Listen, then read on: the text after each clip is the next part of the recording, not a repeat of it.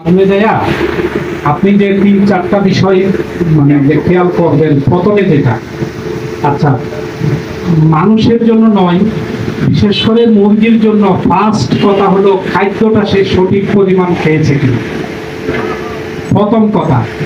কারণ যদি সে খাবার না খায় রেখে দেয়, এটা ইন্ডিকেশন দেয় যে তার কোনো সমস্যা হচ্ছে।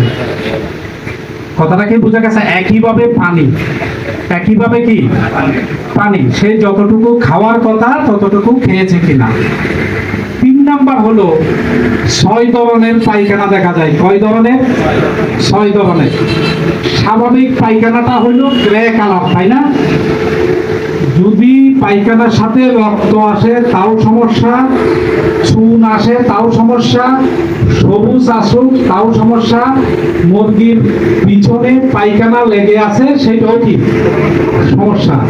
তাহলে আপনি একটা কথা কি, একটু যদি ভিতরের দিকে যাই, আপনাদের ভালো লাগতেছে কিনা জানি না, স্ট্রোক করার আগে, আচ্ছা সেটা হচ্ছে একটা মানুষ মারা যাওয়ার 40 দিন আগে সিদরাতুল মুনতাহা থেকে বড়ই পাতা ঝরে যায়, এটা শুনেছেন না? বড়ই পাতা কি যায়? ঝরে যায়।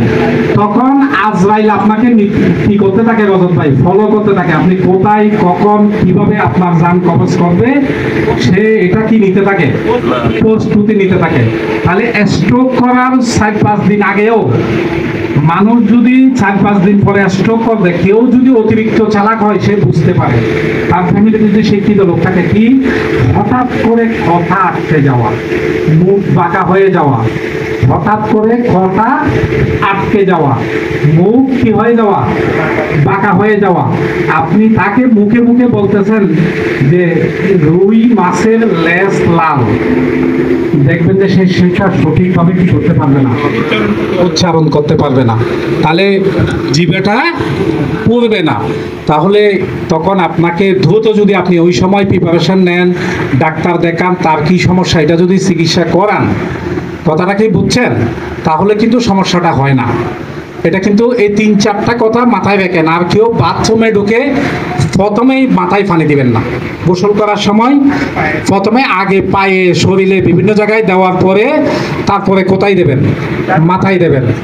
হঠাৎ করে যদি মাথায় দেন, হঠাৎ করে ব্লাড মানে খুব দ্রুত উপরের দিকে সার্কুলেশন করে, ওই সময় যদি রক্তনালীর ভিতরে কোনো ব্লকেজ থাকে তাহলে সে কি করবে?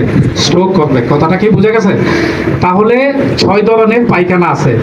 এক একটা পায়খানা এক একটা রোগের কি ইন্ডিকেশন। সোনা পায়খানা থাকলে গাম্বর, সবুজ পায়খানা থাকলে রানীক্ষেত, অথবা সারা রাত কারেন্ট ছিল না। খবরদার খেয়াল করিয়েন।